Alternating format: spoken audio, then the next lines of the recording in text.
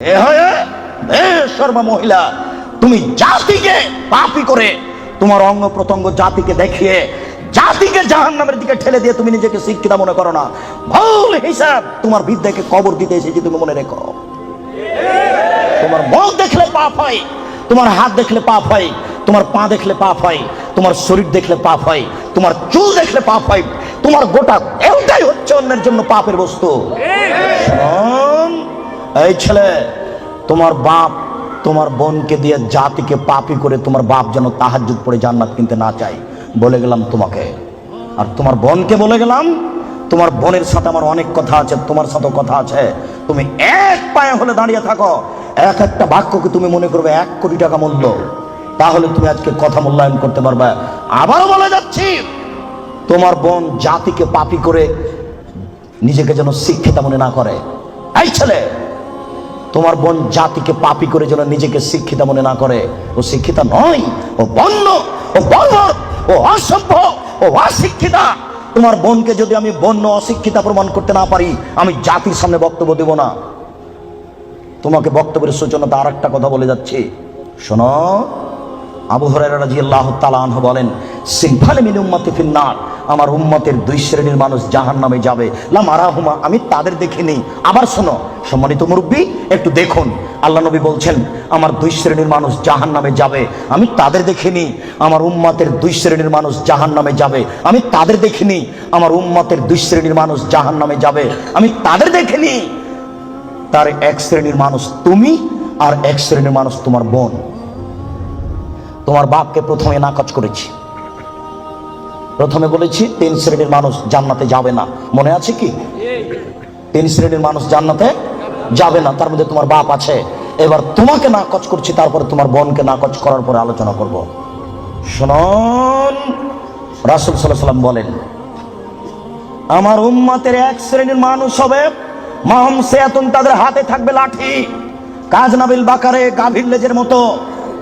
আমার উম্মতের 1 শ্রেণীর মানুষ হবে, তাদের হাতে থাকবে লাঠি, গাভীর লেজের মতো। গাভীর লেজের মতো মানে একদিক মোটা একদিক চিকন। গাভীর লেজের মতো মানে একদিক মোটা একদিক চিকন। আমার উম্মতের 1 শ্রেণীর মানুষ হবে, তাদের হাতে থাকবে লাঠি, গাভীর লেজের মতো। এজরে মুনাবিহা, তারা তা দিয়ে মানুষকে মারবে। এই ছেলে, তুমি ঢাকা বিশ্ববিদ্যালয়ে ভর্তি হয়েছো, তোমাকে দেখছি তুমি লাঠি নিয়ে ছুটে যাচ্ছ। তোমার আগে আগে কিছু লোক পালিয়ে চলে যাচ্ছে, তোমার হাতে লাঠি কাপুরুষ। তুমি এখানে কি বিদ্যা শিক্ষা অর্জন করতে এসেছো? তুমি চোর, তুমি ডাকাত, তুমি শয়তান। তোমার ভিতরে এই বিদ্যা রয়েছে। তোমাকে যদি আমি মূর্খ প্রমাণ করতে না পারি, আমি জাতির সামনে বক্তব্য দেবো না। তোমার হাতের কান লাঠি, তুমি বলো। তুমি এসেছো চাঁপাইনবাবগঞ্জ থেকে পড়াশোনার জন্য, তোমার হাতে কেন লাঠি? কি লেখাতে চেয়েছো তুমি? বলো কি তুমি, তোমার হাতে কেন লাঠি? তুমি মানুষকে মারো দিন রাত, তোমাকে দেখতে পাচ্ছি পেপার পত্রিকায়। শোনো, মুহাম্মদ সাল্লাল্লাহু আলাইহি ওয়াসাল্লাম বলেছেন তুমি জাহান্নামী। মুসলিম, মুসলিম মানে আম গাছে জাম ধরতে পারে, ধরে না।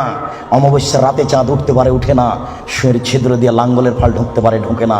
শুয়ের ছিদ্র দিয়ে লাঙ্গলের ফাল ঢুকে যেতে পারে, আম গাছে জাম ধরে যেতে পারে, অমাবস্যার রাতে চাঁদ উঠে যেতে পারে, এগুলো ঘটে যেতে পারে। যেই কথা বলছি সেই কথাতে সন্দেহ আছে বলে কিয়ামত পর্যন্ত চেষ্টা করলে সরিষা ঢোকানো যাবে না। যা বলছি তাই থাকবে, তার নাম মুসলিম। তোমার হাতে কেন লাঠি? তুমি জাহান্নামী। এই কথা মুহাম্মদ সাল্লাল্লাহু আলাইহি ওয়াসাল্লাম 1450 বছর পূর্বে বলেছেন। তোমার কথা শেষ করলাম, এবার তোমার বোন। দেখো, আমি অনুবাদক। দেখো তো, মনে হচ্ছে যে তোমাকে আর তোমার বোনকে আর তোমার মাকে দেখে দেখে আল্লাহ নবী বলছেন, অথচ আল্লাহ নবী বলছেন যে ওরা জাহান্নামী, ওদের আমি দেখিনি। ওরা জাহান্নামী, ওদের আমি দেখিনি। ওরা জাহান্নামী, ওদের আমি দেখিনি। 2 নিসাউন, মহিলা, কাছে এতন, কাপড় পরে থাকবে, আর এতন উলঙ্গ। দেখো তো তোমার বোনের সাথে মিল খাই কিনা। আমি আবার অনুবাদ করি, নিসাউন, মহিলা, কাছে এতন, কাপড় পরে থাকে, আর এতন উলঙ্গ। কাপড় পরে উলঙ্গ হয়, এ কথা মুহাম্মদ সাল্লাল্লাহু আলাইহি ওয়াসাল্লাম বলছেন। তুমি এখন বুঝো সেটা কেমন। তুমি দেখতে পাও না, একটু আগে সূচনাতে বললাম, তোমার বোনের গেঞ্জি জাতীয় পায়জামাটা তুমি দেখো না, তোমার বাপ দেখে না। বাপ বেটা কি লজ্জা বেঁচে খেয়েছ? তোমার বোন কি লজ্জা বেঁচে খেয়েছে? শোনো, তাহাজ্জুদের নাম ঈমান নয়। শোনো, হজের নাম ঈমান নয়, লজ্জার নাম ঈমান। আল্লাহ রাসূল বলছেন আল হায়াউ মিনাল ঈমান ওয়াল ঈমান ফিল জান্নাহ, লজ্জাই হচ্ছে ঈমান, ঈমানই হচ্ছে জান্নাত। লজ্জাই হচ্ছে ঈমান, ঈমানই হচ্ছে জান্নাত। লজ্জাই হচ্ছে ঈমান, ঈমানই হচ্ছে জান্নাত। লজ্জা নেই যার, ঈমান নেই তার। লজ্জা নেই যার, ঈমান নেই তার। ঈমান নেই যার, জান্নাত নেই তার। ঈমান নেই যার, জান্নাত নেই তার। ঈমান নেই যার, জান্নাত নেই তার। লজ্জা নেই যার, ঈমান নেই তার। আমি অনুবাদক, 1450 বছর পূর্বে মুহাম্মদ সাল্লাল্লাহু আলাইহি ওয়াসাল্লাম কথা বলেছেন। এই ছেলে, তুমি তো তাফসির মাহফিল দিন রাত শুনে শুনে, আর ওই কণ্ঠ শুনে কি যে বলছে হুজুর, খালি বলে চলে যাচ্ছে কণ্ঠ সুরে, কেউ কিছু বুঝতে পারি না। 3 ঘন্টা তাফসির করার পরে হুজুর বলছেন যে এই আয়াতের তাফসির করতে আরো 2 দিন লাগবে। তারপরে বাড়ি যাওয়ার সময় সবাই বলছে বাপের বেটা আছে, বলতে পারে। বললো কি? বললো জি, সেই তো কি যে বললো। আমি কিন্তু রাজশাহী চাঁপাইনবাবগঞ্জের মানুষ, আমার দন্তাস তালে বসা, তালে বসা, তালে বসা। কাজে আপনি খুব ভদ্রতা বজায় রেখে একটু 19-20 হলেও আপনি বুঝার চেষ্টা করবেন। তবে আমি প্রাণপণে চেষ্টা করছি আপনাকে বোঝানোর জন্য। আমি আপনার কিছু না কিছু উপকার করবই করবো ইনশাআল্লাহ। আপনি খালি একটু ধৈর্য ধারণ করুন। ইচ্ছা করলেই সময় বের করা যায় না। 5 মাস থেকে এই সময়টা ঠিক করা হয়েছে, তবু কত ঠেলা ঠেলি, এই দিনের উপরে যে কত আঘাত আসলো, তারপরও চলে এসেছিল। তার মানে এটা তাকদীর। একটু মূল্যায়ন করেন, কাজ তো আপনার অনেক আছে। এই ছেলে, ওই যে 5 তলা বাড়িতে, ওই যে ওরা স্বামী স্ত্রী এখন পতিতালয়ের মেয়েকে নিয়ে বসে আছে টিভিতে, তো তুমি আর আমি ঠেকাতে পারছি কি? ঠেকানোর আছে? তুমিও যাও, যা বসে থাকো, কিছু করার নেই। এসেছ, একটু ধৈর্য ধারণ করো। গল্প করবা না, নড়াচড়া করবা না, দোকান বন্ধ করো। ইচ্ছা করলে সময় বের করা যায় না। একটু ধৈর্য ধারণ করো। জীবনে কিছু করার চেষ্টা করো। তুমি মানুষ, বিচারের মাঠে পশুর বিচার হবে না। আব্দুর রাজ্জাক সাহেব বলেছেন মানুষের তো বিচার হবে হবে, পশু প্রাণীরও বিচার হবে। পশু প্রাণীর বিচার মানে ওখানেই শেষ।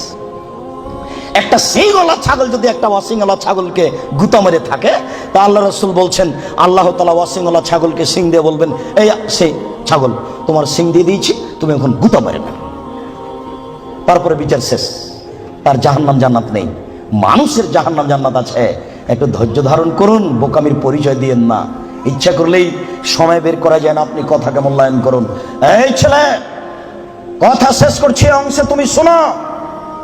তুমি জাহান্নামী, এই কথা আল্লাহর নবী বলেছেন। তোমার হাতে লাঠি, গাভীর লেজের মতো তুমি মানুষকে মারো। তোমার বোন জাহান্নামী। তোমার বোনকে আল্লাহ নবী বলছেন নিসাউন, মহিলা, কাসিয়াতুন, কাপড় পরে থাকে, আরিয়াতুন, উলঙ্গ, মমিল হাতুন, ওরা পুরুষকে নিজের দিকে আকৃষ্ট করে। ওই যে দেখো তোমার বোন এখনো ওই যে যাচ্ছে, ঠোঁটে লিপস্টিক দেওয়া আছে। ওকে বলো যে তোমার নাম কি? ও বলে নাকি যে আমার নাম অলকা, আমার বাপের নাম গৌতম গুপ্ত, বলে নাকি? ওকে হিন্দুর মেয়ে, তোমার বাপ কি জবাব দিবে? তোমার বাপকে তাহাজ্জুদ পড়ে জান্নাত কিনতে বলিও কাপুরুষ। ভুল বুঝেছে তোমার বাপ আর তুমি, ভুল সিদ্ধান্ত। তোমার বাপ তাহাজ্জুদ পড়ে জান্নাত পাবে না। তোমাকে বারবার বলে যাচ্ছে, তুমি মনে রেখো। তোমার বোন এখনো ঠোঁটে লিপস্টিক দিয়ে বাজারে ঘুরছে। ঢাকা শহরে এভাবে ঘুরতে হবে কে বলেছে? তুমি ধর্মকে পাগল পেয়েছো। তোমার বাপের তাহাজ্জুদকে তুমি তুলে রাখো, তোমার মায়ের কোরআন তেলাওয়াতকে তুলে রাখো, তোমার বোনের বিদ্যাকে কবর দিতে এসেছে, তুমি মনে রেখো। শোনো, তোমার বোন মানুষকে নিজের দিকে আকৃষ্ট করে। মাইলাতুন, সে নিজেও পুরুষের দিকে আকৃষ্ট হয়।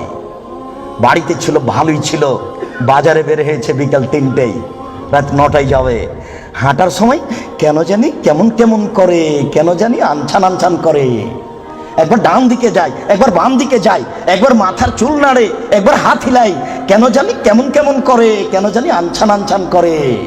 আল্লাহ নবী বলছেন ও নিজে পুরুষের দিকে আকৃষ্ট হয়েছে।